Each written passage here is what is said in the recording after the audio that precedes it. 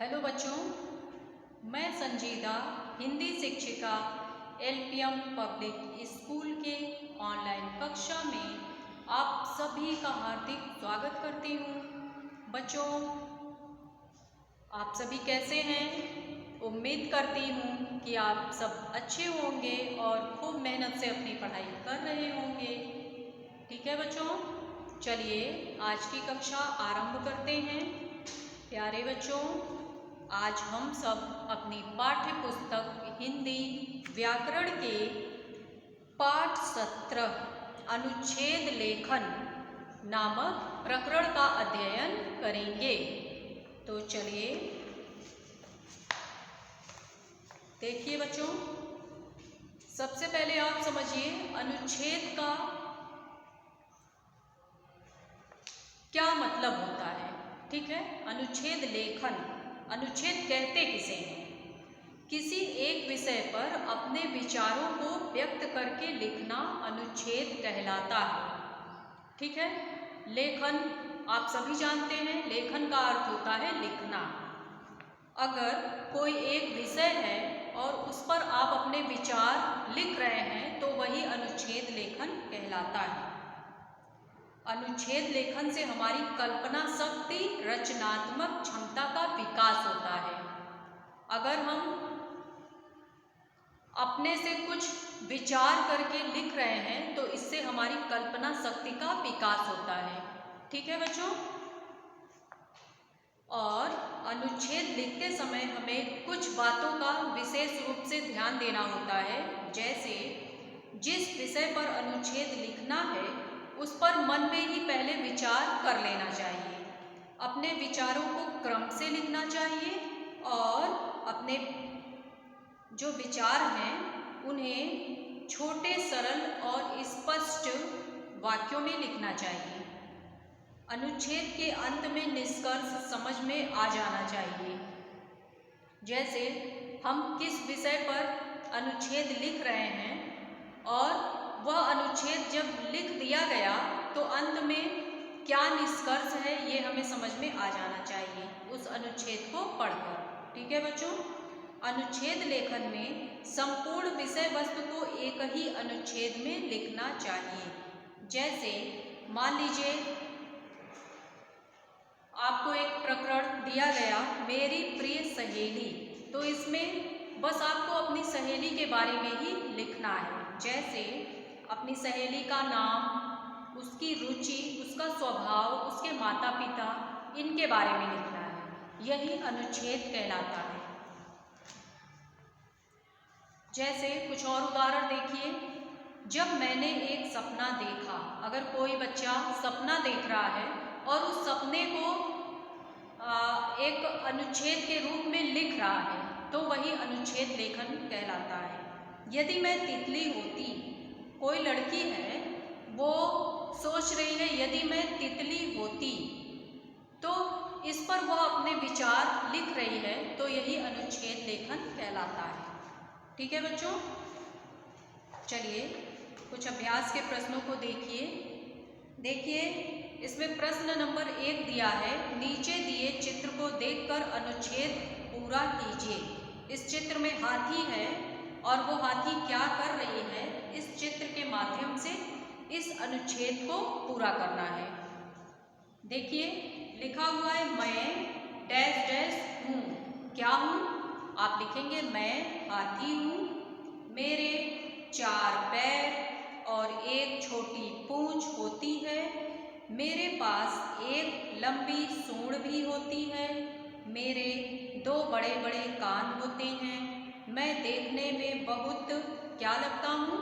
विशाल लगता हूँ, मैं लकड़ी उठाने जैसा कठिन काम करता हूँ, मेरा सूंड बहुत काम आता है, मैं अपनी सूंड की मदद से खाता पीता हूँ, मुझे गन्ने खाना पसंद है, बच्चों को मेरे ऊपर सैर करना अच्छा लगता है, मैं अधिकतर काले भूरे रंग का होता हूँ, मैं हमेशा मौज में रहता हूँ।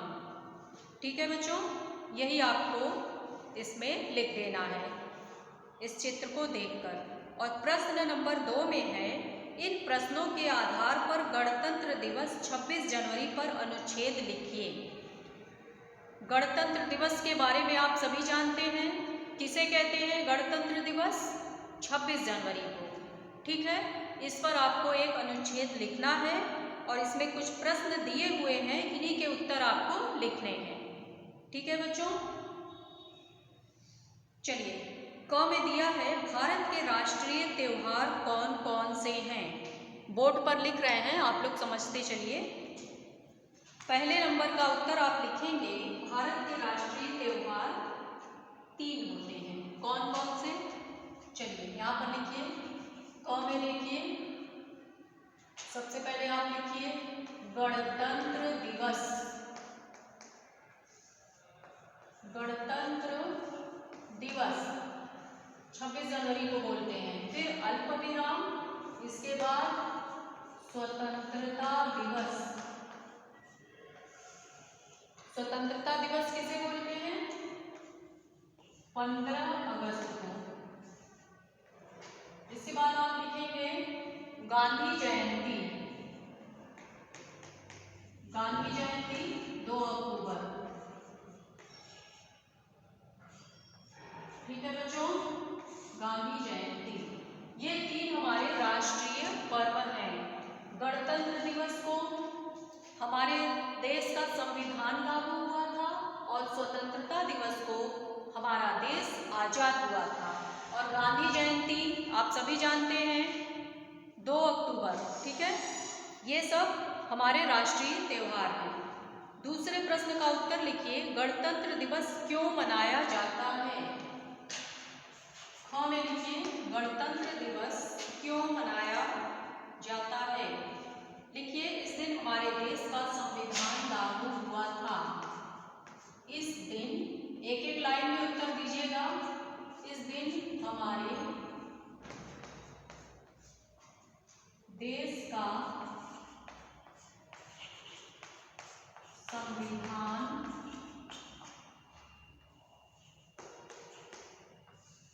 लागू हुआ था, पूर्ण विराम। ठीक है बच्चों। तीसरा प्रश्न है, भारत की राजधानी दिल्ली में यह कैसे मनाया जाता है? तो आप इसमें लिख दीजिए, भारत की राजधानी दिल्ली में यह बड़े ही उत्साह के साथ मनाया जाता है। वहाँ पर भव्य परेड होता है, इंडिया गेट से लेकर राष्ट्रपति भवन तक। लेकिन इतना बड़ा आप नहीं लिख पाएंगे क्योंकि आपको एक ही लाइन में उत्तर देना है। तो आप इसमें लिख दीजिए कि यह बड़े ही उत्साह के साथ मनाया जाता है। ठीक है, ब का उत्तर लिखिए, कैसे मनाया जाता है? लिखिए, बड़े ही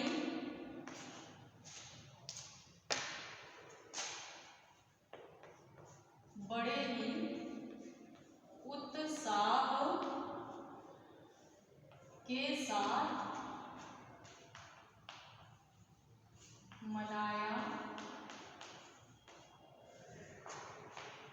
जाता है। इसके बाद घ का उत्तर देखिए, गणतंत्र दिवस की परेड में कौन कौन भाग लेता है? क्या लिखेंगे आप? गणतंत्र दिवस की परेड में आप लिखिएगा, भारतीय सेना के विभिन्न रेजिमेंट, वायुसेना, नौसेना, ठीक है, आदि बहुत सारे लोग भाग लेते हैं। चलिए यहाँ पर लिखिए, परेड में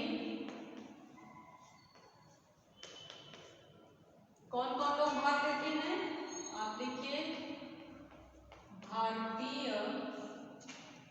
भारतीय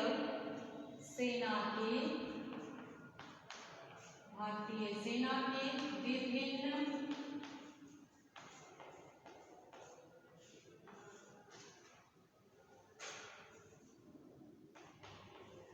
रेजिमेंट, यहाँ पर लिख लीजिए, वायुसेना, देना है। आपकी बुक पे एक ही लाइन दिया हुआ है, वायुसेना और नौसेना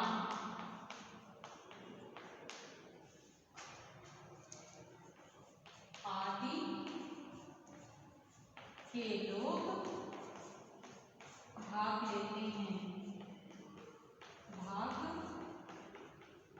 लेते हैं, इसके बाद पूरे देश में गणतंत्र दिवस कैसे मनाते हैं? अंगा वाले का उत्तर लिखिए, बड़े ही धूमधाम से। क्या लिखेंगे? लिखिए, पूरे देश में गणतंत्र दिवस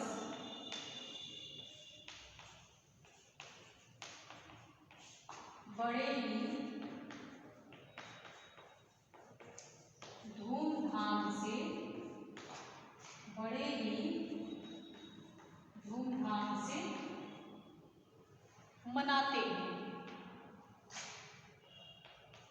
ही धूमधाम से मनाते हैं, इसके बाद अंतिम वाला प्रश्न है, यह त्योहार हमें क्या संदेश देता है? इसके उत्तर लिखेंगे आप।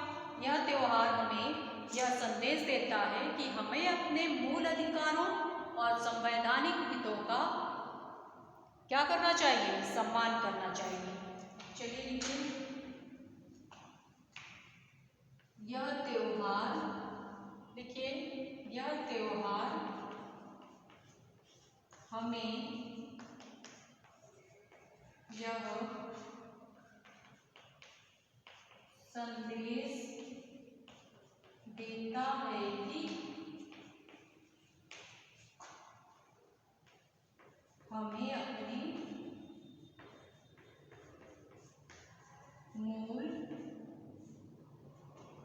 हमें अपने मूल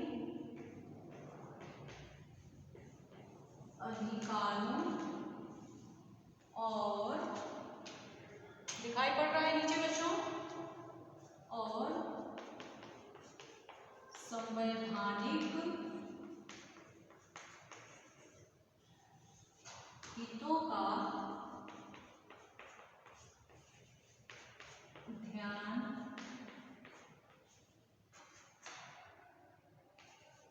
रखना चाहिए।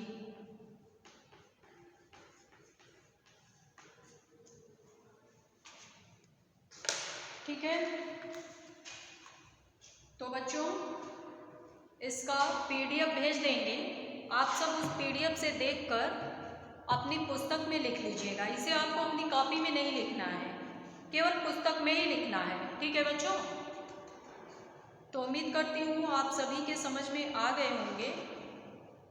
इसे आप सब पीडीएफ से देखकर अपनी पुस्तक में अच्छे से लिख लीजिएगा। चलिए आज के लिए बस इतना ही, धन्यवाद।